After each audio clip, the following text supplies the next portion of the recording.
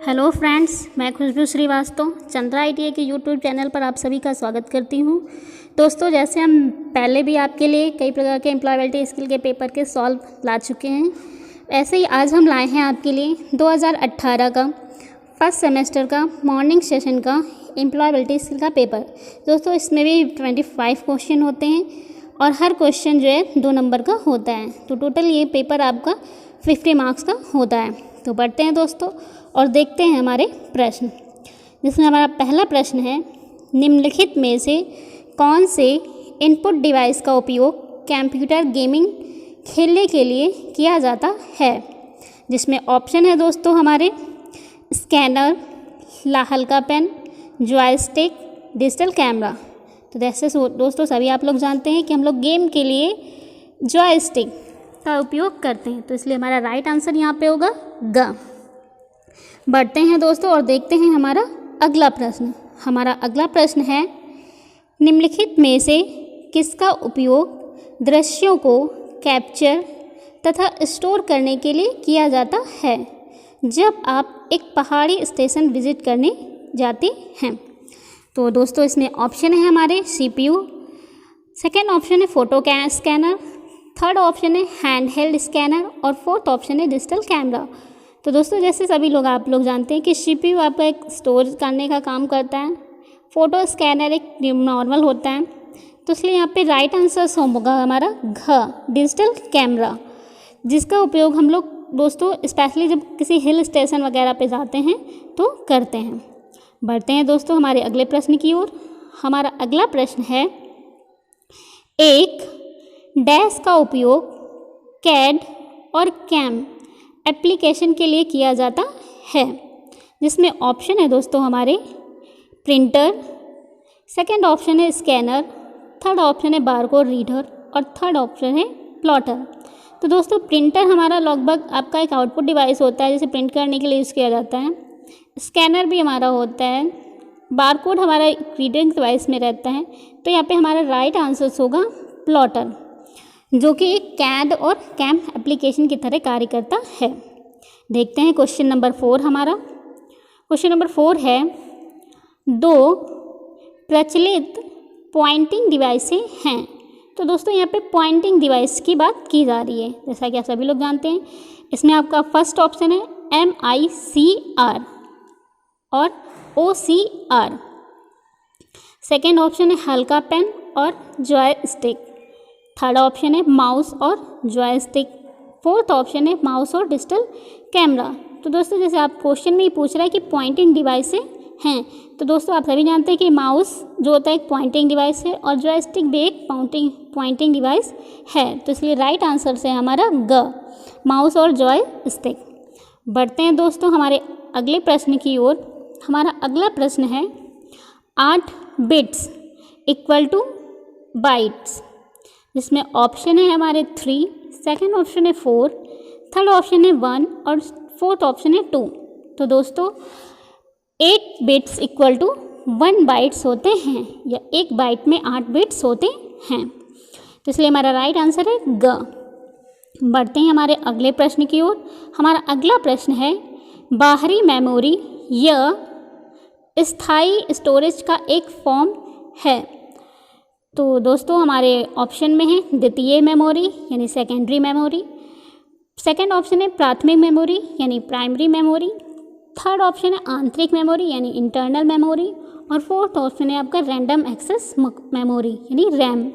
तो दोस्तों यहाँ पे बाहरी मेमोरी की बात की जा रही है, तो हमारी जितनी भी बाहरी मेमोरी होती है वो सेकेंडरी मेमोरी होती हैं, क्योंकि हम इनका यूज़ बाहर से करते हैं या कहीं पर भी आसानी से ले जाने के लिए करते हैं। तो इसलिए यहाँ के राइट आंसर है क, सेकेंडरी मेमोरी। बढ़ते हैं दोस्तों हमारे अगले प्रश्न की ओर। हमारा अगला प्रश्न है, GUI का क्या मतलब होता है।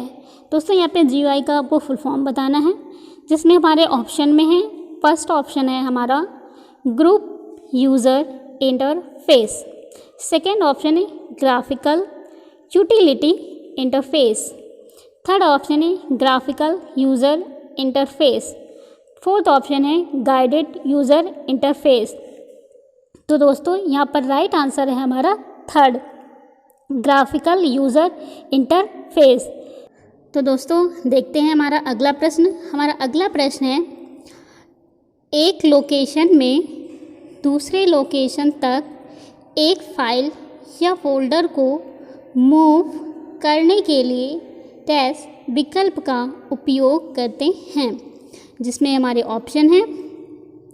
फर्स्ट ऑप्शन है copy and paste, second option है cut and paste, third option है move and paste, fourth option है डिलीट एंड पेस्ट। तो दोस्तों जब हम किसी फाइल या फोल्डर को एक लोकेशन से दूसरे लोकेशन तक मूव करने के लिए करते हैं तो उसके लिए हमें कमांड्स कट और पेस्ट की ज़रूरत पड़ती है। यानी एक लोकेशन से हम उस कमांड को कट करते हैं और दूसरे पे ले जा कर के पेस्ट कर देते हैं। बढ़ते हैं दोस्तों हमारे अगले एक प्रश्न की ओर। हमारा अगला प्रश्न है, डैश उपलब्ध कमांडों की एक सूची है। फर्स्ट ऑप्शन है विंडो एक्सप्लोरर, सेकेंड ऑप्शन है डेस्कटॉप, थर्ड ऑप्शन है मीनू, फोर्थ ऑप्शन है आइकन। तो दोस्तों जो मीन्यू होते हैं हमारे, वो हमारे कमांडों की एक सूची होते हैं जो हमारे डेस्कटॉप पे उपलब्ध रहते हैं। तो बढ़ते हैं दोस्तों अगले प्रश्न की ओर। हमारा अगला प्रश्न है प्रश्न संख्या 10। विभिन्न प्रकार के इंडेंटेशन हैं, जिसमें हमारा फर्स्ट ऑप्शन है बाएं एवं दाएं, यानी लेफ्ट एवं राइट। सेकेंड ऑप्शन है पहली पंक्ति और दाएं, यानी फर्स्ट रो और दाएं। थर्ड ऑप्शन है हमारे बाएं और पहली पंक्ति। फोर्थ ऑप्शन है बाएं, पहली पंक्ति और दाएं। तो दोस्तों यहाँ पे इंडेंटेशन की बात की जा रही है, तो इंडेंटेशन के लिए हमारे राइट आंसर होगा घ, यानी पहले बाएं, फर्स्ट रो और फिर दाएं। बढ़ते हैं दोस्तों हमारे अगले प्रश्न की ओर।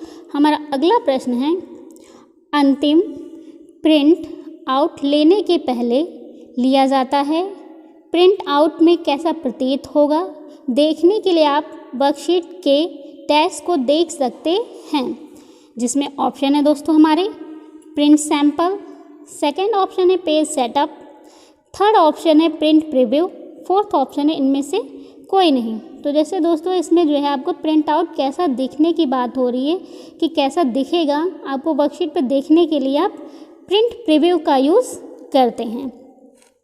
बढ़ते हैं दोस्तों हमारे अगले प्रश्न की ओर।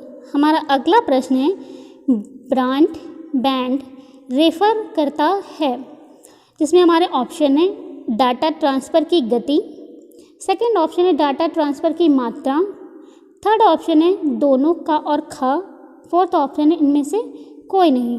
तो दोस्तों जो हमारे ब्रांड होते हैं वो डाटा ट्रांसफ़र की स्पीड को तेज करते हैं, तो इसलिए हमारा इसका राइट आंसर है का, डाटा ट्रांसफ़र की गति। बढ़ते हैं दोस्तों हमारे अगले प्रश्न की ओर। जो हमारा अगला प्रश्न है, BCC ब्लाइंड कार्बन कॉपी विकल्प का उपयोग डैश को ईमेल की एक कॉपी भेजने के लिए किया जाता है। हमारे ऑप्शन है दोस्तों एक अंधे व्यक्ति, सेकेंड ऑप्शन है कई लोगों को बिना देर किए उन्हें जानकारी देने प्रेषक के पते पर, थर्ड ऑप्शन है कई लोगों को बिना देर किए अन्य प्राप्तकर्ता को जानकारी देने के लिए, और फोर्थ ऑप्शन है उपरोक्त सभी। तो दोस्तों यहाँ पर हमारा राइट आंसर होगा ग, कई लोगों को बिना देर किए अन्य प्राप्तकर्ता को जानकारी देने के लिए। दोस्तों BCC का उपयोग इसीलिए किया जाता है जब हम कई सारे लोगों को एक साथ कोई जानकारी ईमेल करना चाहते हैं और हर व्यक्ति को वो जानकारी पर्सनली ही पता चले जो उसे दी जा रही है। तो दोस्तों बढ़ते हैं हमारे अगले प्रश्न की ओर। हमारा अगला प्रश्न है, एन द या दिस से रिक्त स्थानों को भरें। तो दोस्तों यहाँ पे जैसे दिख रहे हैं आप, लिखा हुआ है aeroplane flies in the air.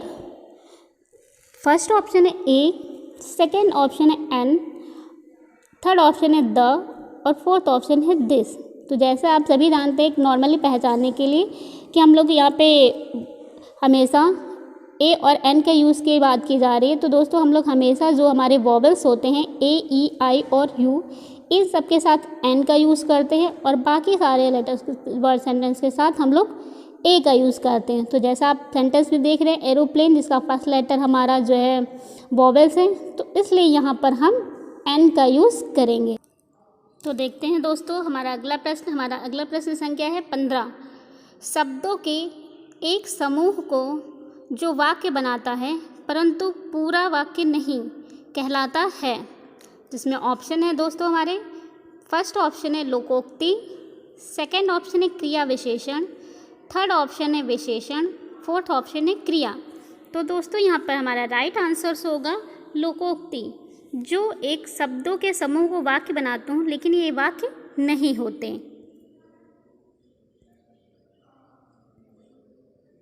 तो देखते हैं और बढ़ते हैं हमारे अगले प्रश्न की ओर। हमारा अगली प्रश्न संख्या है 16।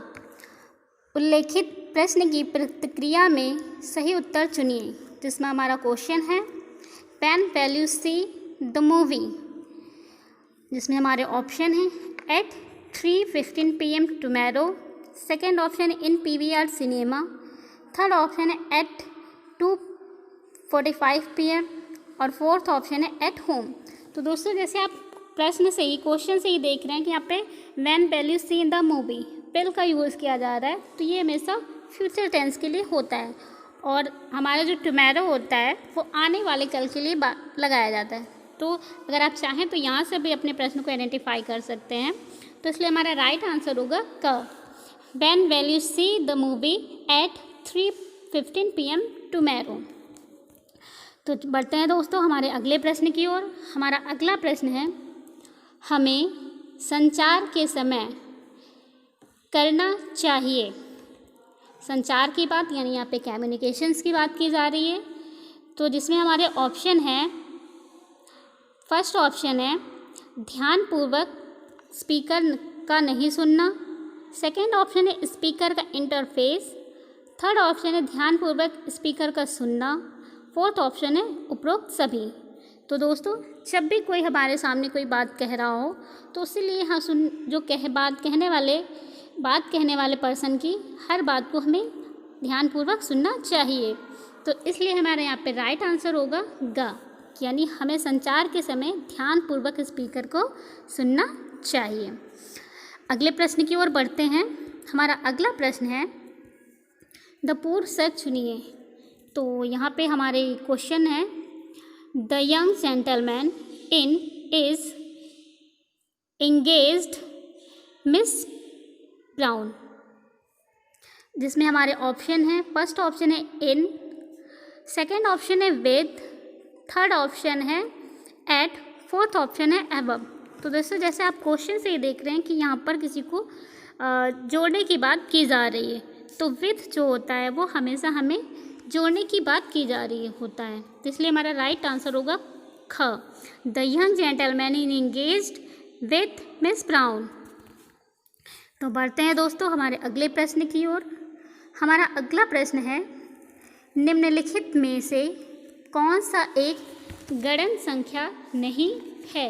तो दोस्तों यहाँ पे गणन संख्या की बात की जा रही है, यानी कार्डिनल नंबर की बात की जा रही है। तो दोस्तों जैसे आप सभी लोग देख रहे हैं इसमें ऑप्शन है, फर्स्ट ऑप्शन है 20, सेकंड ऑप्शन है 56, थर्ड ऑप्शन है 18वीं और फोर्थ ऑप्शन है 9। तो यहाँ पे कार्डिनल नंबर की बात की जा रही है। तो दोस्तों यहाँ पे सभी जितने भी हैं 20, 56, 9 ये सारे कार्डिनल नंबर्स मिल गए हैं। तो इसलिए हमारा राइट आंसर होगा यहाँ पर ग, 18वीं। बढ़ते हैं दोस्तों हमारे अगले प्रश्न की ओर। हमारा अगला प्रश्न है साइकोलॉजी शब्द में एक खामोश संख्या कौन सा है। दोस्तों यहाँ पे खामोश लेटर की बात की जा रही है। तो जैसा आप सभी लोग देख रहे हैं कि हमारे यहाँ ऑप्शन में है, फर्स्ट ऑप्शन है ओ, सेकंड ऑप्शन है एच, थर्ड ऑप्शन है एस और डी ऑप्शन है हमारा पी। तो दोस्तों साइकोलॉजी में पी हमेशा साइलेंट रहता है और हम लोग साइकोलॉजी पढ़ते हैं। बट देखते हैं हमारा अगला प्रश्न। हमारा अगला प्रश्न है क्रिया यानी वर्ब की सही भविष्य काल के साथ रिक्त स्थान को भरें। दोस्तों यहाँ पे भविष्य काल यानी फ्यूचर टेंस की बात की जा रही है। जिसमें हमारा क्वेश्चन है he test for you at the station. तो दोस्तों यहाँ पे ऑप्शन में हमारे हैं हैज़ वेट, सेकेंड ऑप्शन है आर वेटिंग, थर्ड ऑप्शन है हैड वेट और फोर्थ ऑप्शन है विल वेट, जिसमें हमारा राइट आंसर होगा घ विल वेट। दोस्तों जैसे सेंटेंस से ही पता चल रहा है कि ये यहाँ पे फ्यूचर टेंस की बात की जा रही है और विल से हमेशा फ्यूचर टेंस की ही हेल्पिंग वर्ब होती है। तो यहाँ पे हमारा सेंटेंस विल और वेट से कंप्लीट होगा, he will wait for you at the station. बढ़ते हैं दोस्तों हमारे अगले प्रश्न की ओर। हमारा अगला प्रश्न है सफलता यानी सक्सेस की कुंजी है। फर्स्ट ऑप्शन है प्रतिबद्धता, सेकंड ऑप्शन है अनुशासन, थर्ड ऑप्शन है कठोर कार्य, फोर्थ ऑप्शन है उपरोक्त सभी। तो दोस्तों यहाँ पर की ऑफ सक्सेस की बात की जा रही है, ठीक है। तो फर्स्ट ऑप्शन है प्रतिबद्धता यानी कमिटमेंट, सेकंड ऑप्शन अनुशासन यानी डिसिप्लिन, थर्ड ऑप्शन है कठोर कार्य यानी हार्ड वर्क और फोर्थ ऑप्शन है उपरोक्त सभी। तो सफलता के लिए इन सभी बातों का होना ज़रूरी है, इसलिए हमारा राइट आंसर्स होगा यहाँ पर उपरोक्त सभी। बढ़ते हैं दोस्तों हमारा अगले प्रश्न की ओर। हमारी अगली प्रश्न संख्या है 23। एक सामान्य व्यक्ति प्रति मिनट डैश शब्द बोल सकता है। दोस्तों यहाँ पर 1 मिनट में बोलने की बात की जा रही है कि वो 1 मिनट में मिनिमम कितने शब्द बोल सकता है। एक जनरल पर्सन जो होता है वो 1 मिनट में मिनिमम जो है 125 से 150 वर्ड्स बोल सकता है। बढ़ते हैं दोस्तों हमारे अगले प्रश्न की ओर। हमारा अगला प्रश्न है शब्द ब्लेंड का समानार्थी है। यहाँ पे दोस्तों ब्लेंड शब्द के सिनोनिम्स की बात की जा रही है। ब्लेंड शब्द का मतलब होता है मिलाना। तो जिसमें हमारे ऑप्शन है, फर्स्ट ऑप्शन है मिक्स, थर्ड ऑप्शन है अवॉर्ड, थर्ड ऑप्शन है डेयरिंग, फोर्थ ऑप्शन है प्रपोजल। तो दोस्तों यहाँ पे हमारा राइट आंसर होगा मिक्स। मिक्स का भी मतलब मिलाना करना होता है, मैच करना, और ब्लेंड का मतलब भी मिलाना ही होता है। तो इसलिए हमारा का ऑप्शन सही है। देखते हैं हमारा अगला प्रश्न। हमारी अगली प्रश्न संख्या है 25। मुहावरे यानी इडियम्स बोल चाल में डैश प्रदान करता है। फर्स्ट ऑप्शन है प्रेरणा यानी मोटिवेशन, सेकेंड ऑप्शन है स्पष्टता यानी क्लियरिटी, थर्ड ऑप्शन है गति यानी स्पीड, फोर्थ ऑप्शन है अवरोध यानी बैरियर। तो दोस्तों मुहावरे जो होते हैं जब हम आपस में बोल चाल की भाषा में यूज़ करते हैं तो ये हम एक दूसरे को मोटिवेट्स करने के लिए यूज़ करते हैं। तो यहाँ राइट आंसर होगा प्रेरणा यानी मोटिवेशन, ताकि हमें आपस में एक दूसरे की बात समझने में आसानी हो। तो दोस्तों फिलहाल इस वीडियो में इतना ही। अगर आपको वीडियो पसंद आया हो तो इसे लाइक करें और ज़्यादा से ज़्यादा अपने दोस्तों को शेयर करें। जैसा कि हम आपके लिए सॉल्व पेपर लाते रहे हैं, ऐसे ही अगले वीडियोस में मिलेंगे नेक्स्ट सॉल्विंग पेपर के साथ। तब तक के लिए इतना ही। हमारे कमेंट बॉक्स पे कमेंट लिखकर बताइए। धन्यवाद।